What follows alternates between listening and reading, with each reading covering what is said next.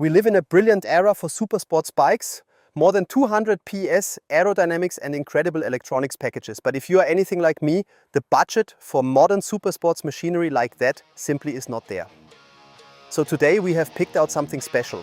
5,000 euros, 10,000 euros and 15,000 euros. Real supersports legends.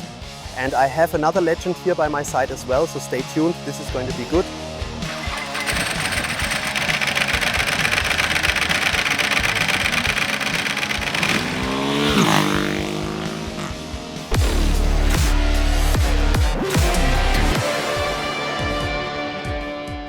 As you can see, the selection at Limbecher was absolutely huge. I could have spent ages looking around there, honestly, but in the end we decided on 3 bikes. This one here is the first for the 5,000 euro price bracket. The Honda Fireblade SC44, built from 2000 to 2001.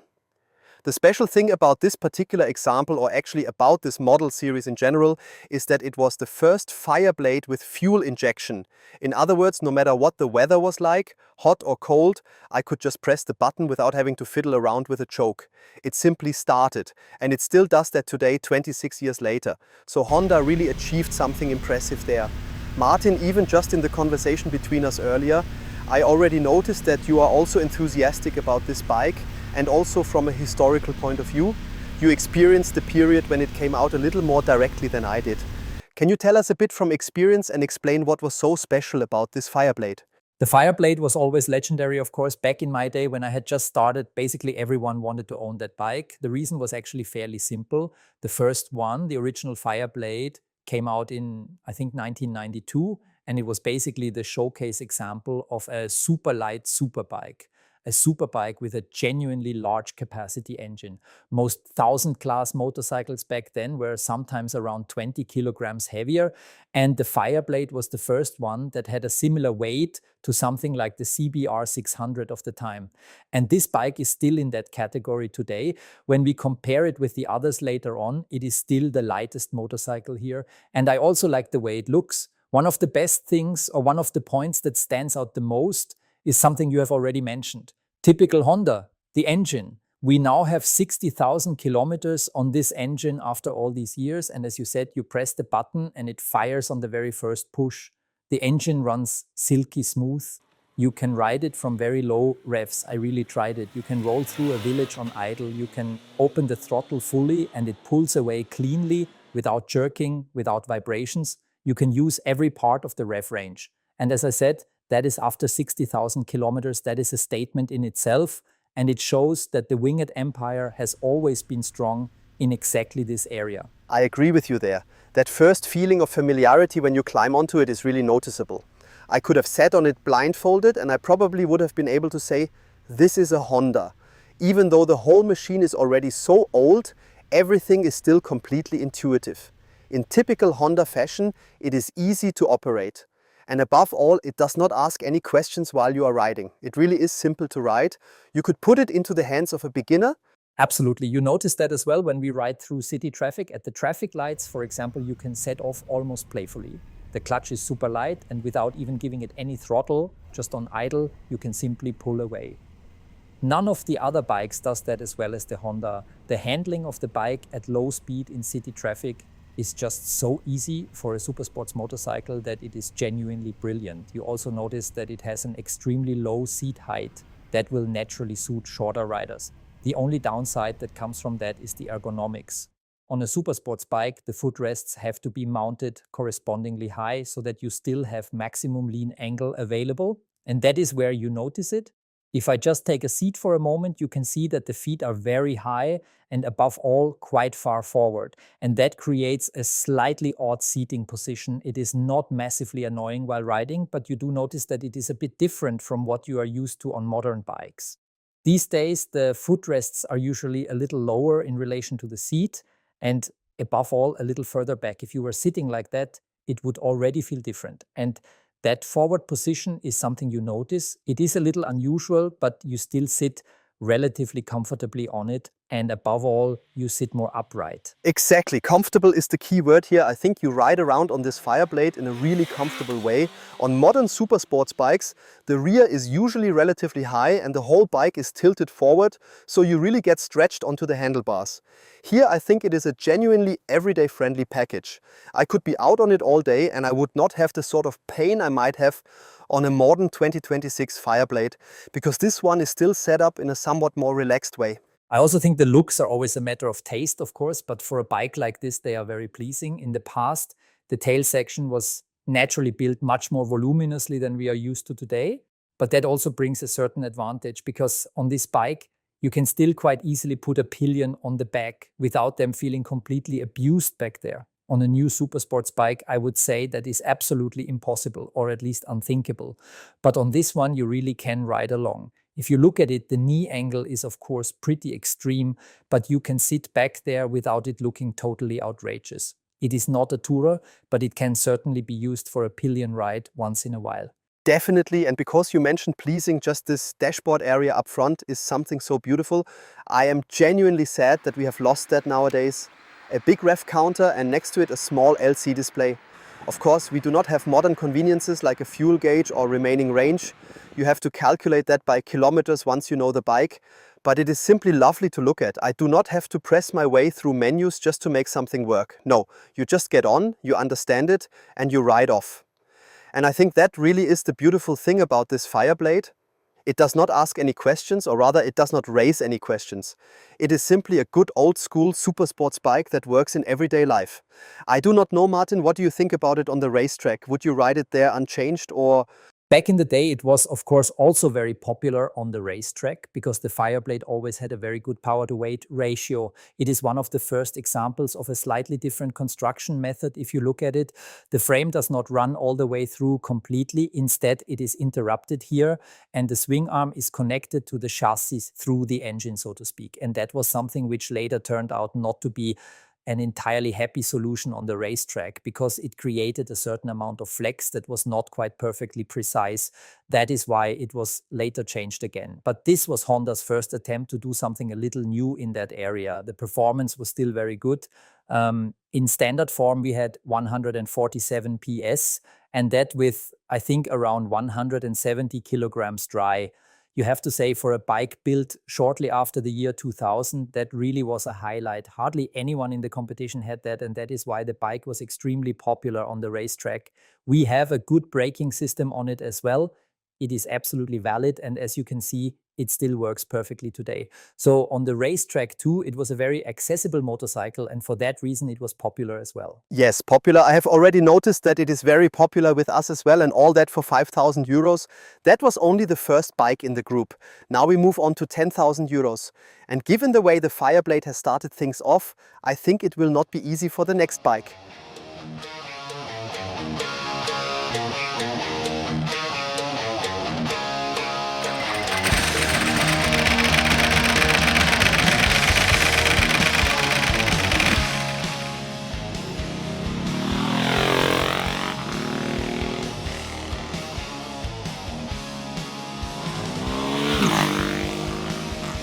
So we are moving on, not only in model year, but also in price. For 10,000 euros, we have the Ducati 999 with us today. Ours is a 2004 model. It was built from 2003 to 2006. And among Ducati Supersports bikes, it is probably the most controversial model of all. Quite simply because of the looks. It follows, of course, the legendary 916 series, which is still beautiful to this day. And then Ducati designed something like this. And even today, the fans still do not agree on whether it is beautiful or not. Martin, once again, over to you. You experienced it live at the time. What is your opinion on it? Yes. So with the Ducati today, we have a classic V-twin, just as they always used to build them. What that means is that in terms of power delivery, there is already proper shove from low down. If you look at the last generations from Ducati, those were engines where they tried to generate a lot of peak power. And then in the lower rev range, where a V-twin used to be so characteristic, they could no longer quite produce that kind of performance with the newer Euro standards in the same way as we have it here. This one, of course, does not have that kind of peak power either. We are at 124 horsepower. But for road riding, of course, the power delivery is generally super pleasant because it pushes well from down low and also brings that characteristic pounding with it. This bike also has an aftermarket exhaust system fitted at the back, and that makes it come across even more strongly. For someone who likes a V-twin, that is music to the ears. You still have that properly sonorous sound, especially when you roll off the throttle and it burbles on afterwards.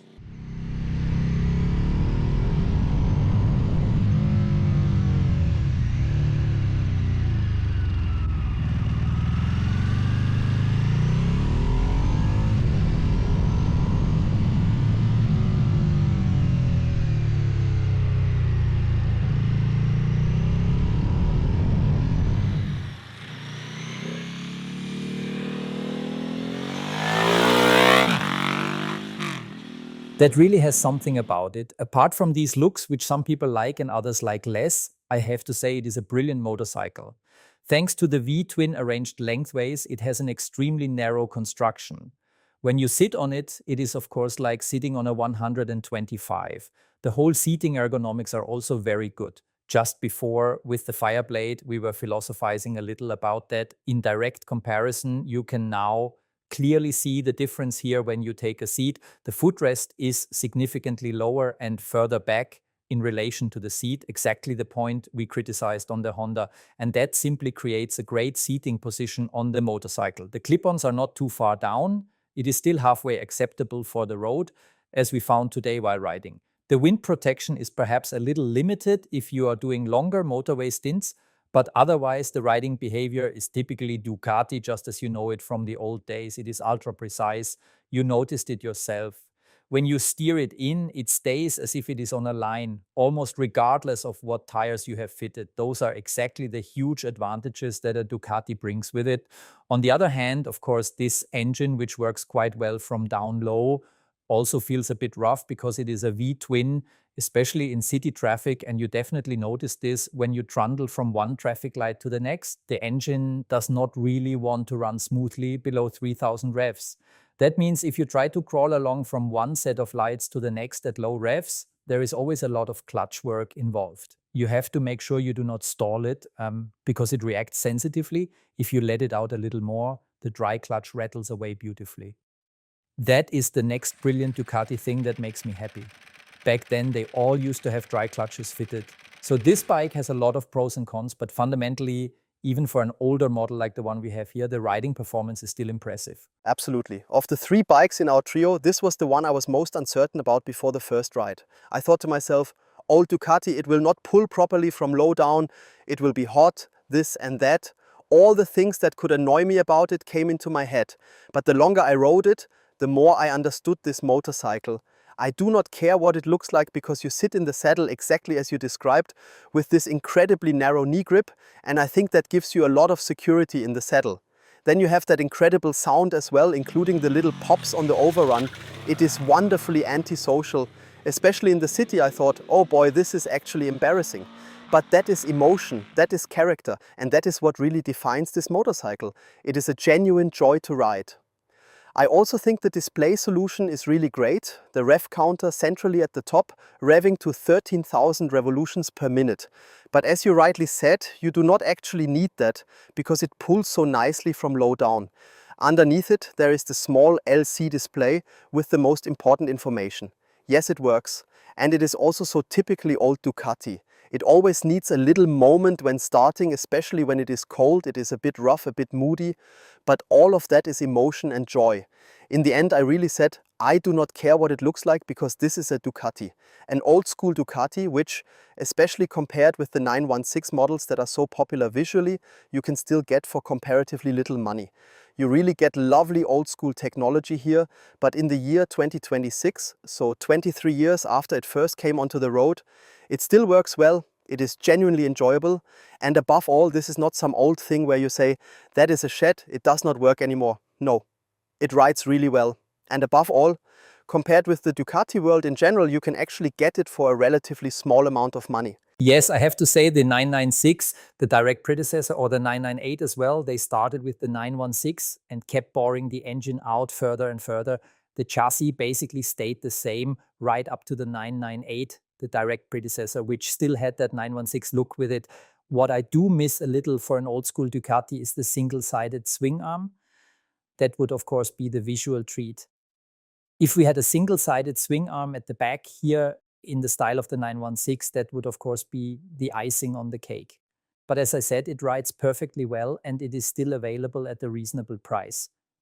The bike will need a bit of love because of course you can see it as well here and there. It does like to show a little oily edge. That is just Ducati. It belongs to it. As we get older, we will all become leaky at some point too. And of course, with this one, we are heading a little in that direction as well. It naturally needs a little more attention. They are a bit more sensitive than a comparable Japanese four-cylinder. Obviously, we have 13,500 kilometers on this one, so it has already covered a bit of ground. And it is clear that this is not the kilometer eater that the Fireblade is, but it was never really designed to be that either. This is something that stands out. It makes a statement. V-twin top. And whether the next bike is also that outstanding and that top, we will find out right now. 15,000 euros. BMW. All these pretty lies on the radio, telling me to stay, telling me to go. We don't play along,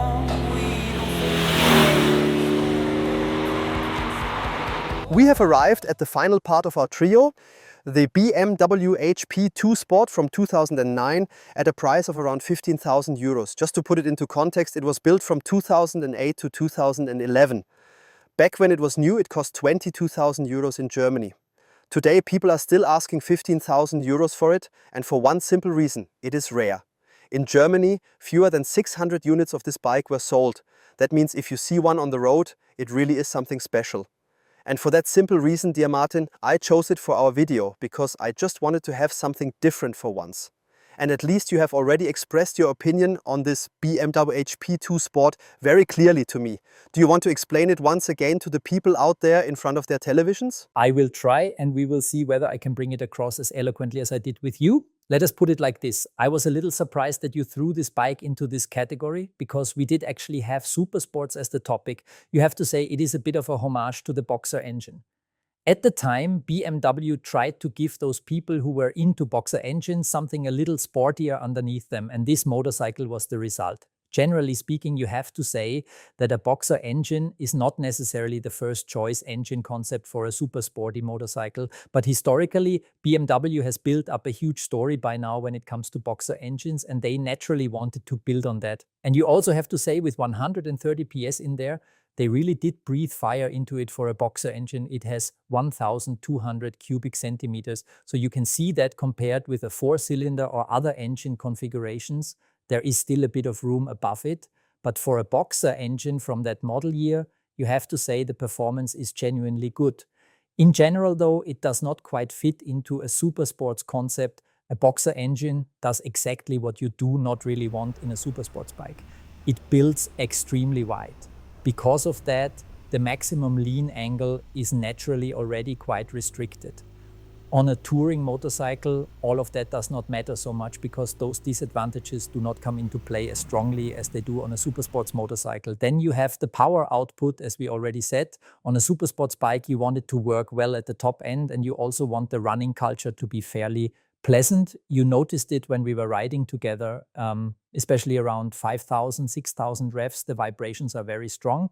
So again, it is not really the right drive concept, I would say, for this type of motorcycle. You also try to make the bike very light. Because of that lightweight construction, there is not much weight in the handlebar area at the front to take those vibrations away.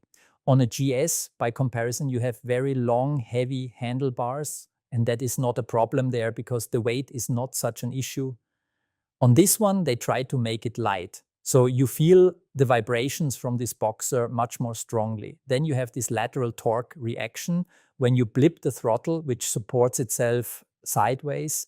And in terms of riding dynamics, that also does not really come across like a super sports bike. Then the drive via a shaft is of course extremely direct as well, which does not necessarily make load changes easier. So these are all the particular characteristics of this motorcycle, and I would not necessarily pack them into a super sports category. So my selection does not satisfy you, but I wanted it in this video because we are also talking about legends.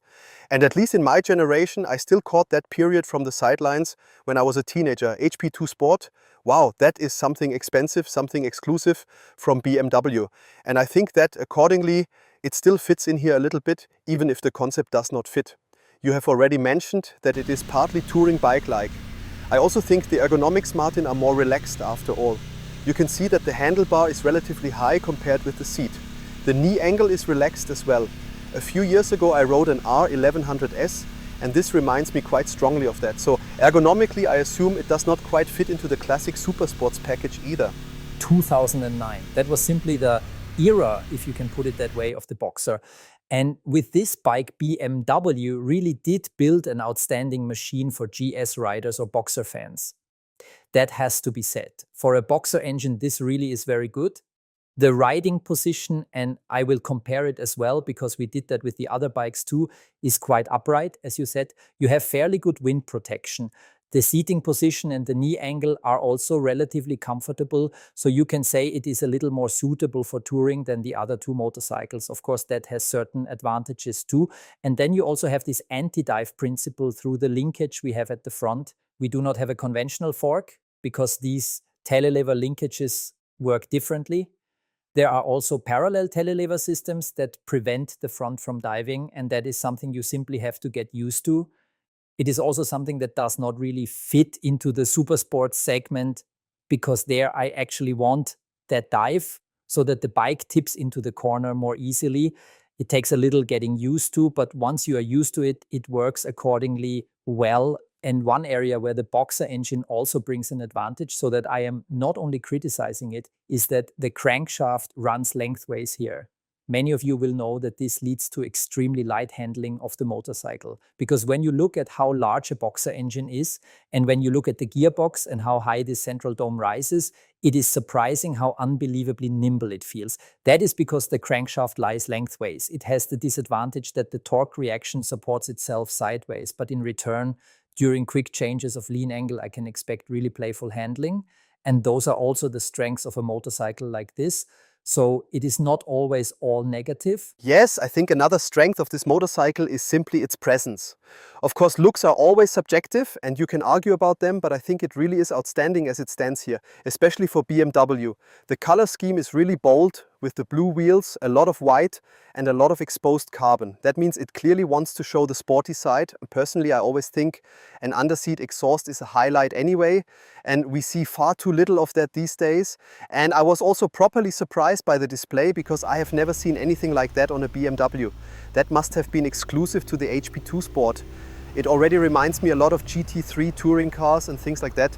Pure racing up there at the front, even if the vehicle concept itself is perhaps not pure sport.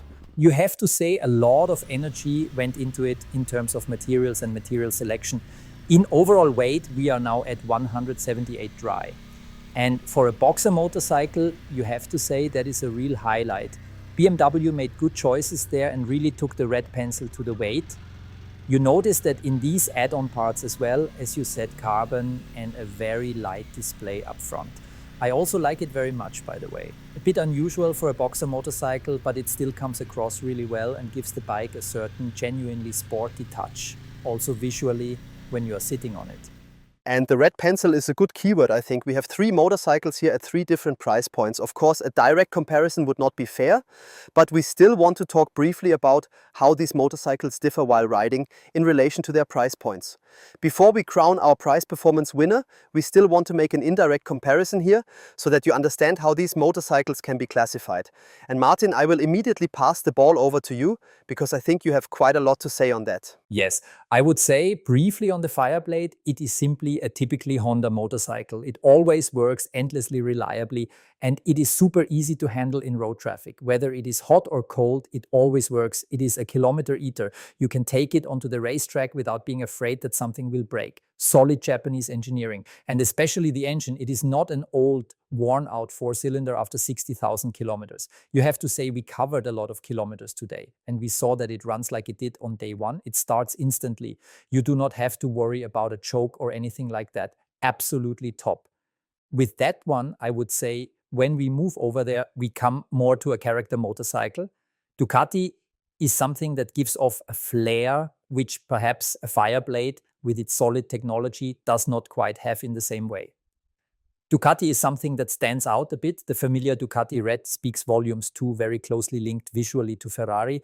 We have very distinctive technology, but it works quite well in many areas, even on the road. In some areas, it is a little temperamental and you have to deal with that or learn to deal with it. But for many people, that is exactly the point. That is exactly what they want. I want a Ducati that rattles, clatters, and sometimes loses a little oil. Somehow that belongs to the whole flair. Similar to Vespa. With the old scenarios there, you were also used to heading out with tools. It is not quite that bad with Ducati, but it goes a little in that direction, and that is simply part of Ducati. Flair and character, does that also apply to BMW? You have to say yes if you are into boxer engines. That is the prerequisite, I think, for enjoying this bike. It simply does everything completely differently from the other two protagonists. It is a typical boxer engine.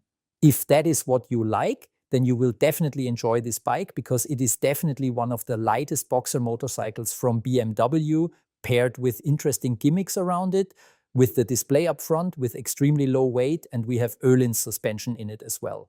So for the committed boxer fan, it is definitely an interesting motorcycle if that is fundamentally what you are looking for. So Martin, we are now back here at Limbecher. We have ridden all three machines, the Fireblade for 5,000 euros, the Ducati for 10,000 and the HP2 Sport for 15,000 euros. After this experience, Martin, what is your price performance winner? That is fairly easy. For me, it is absolutely the Fireblade. The Fireblade, as I said, is a top motorcycle. We have a super smooth four-cylinder. It pulls away from 1,000 revs, no problem at all. It starts when you press the button. Typical Honda. And all that for 5,000 euros paired with really good road behavior. I have to say, I think that is the winner of the three for me. Unbelievable. The cheapest one is the best for Martin. I have to admit, I would go one price class higher to the Ducati. For me, that was the surprise of these days because it does not look good. Old Ducati. I had my prejudices, but after riding it, I'm absolutely convinced it is pure emotion. It still turns in beautifully considering it is 20 years old. And that is why I have to say, in this comparison, the Ducati is my price performance winner. Of course, that brings me to the question for all of you out there, which of these motorcycles would you choose? Maybe you even have one like this in the garage. If so, write that in the comments as well. And of course, do not forget to do what we did. Take a look at the Limbecher website and browse around a bit, because the selection here really is gigantic. It is a proper playground for grown-ups. The best thing is to come here in person, because that is even more fun. And yes, maybe you will then go home with one of these three Supersports bikes. And with that, I would like to thank you for watching. Of course, thank you as well to Scharf behind the camera. Thank you to you, Martin, for coming along. And we will see each other in the next video.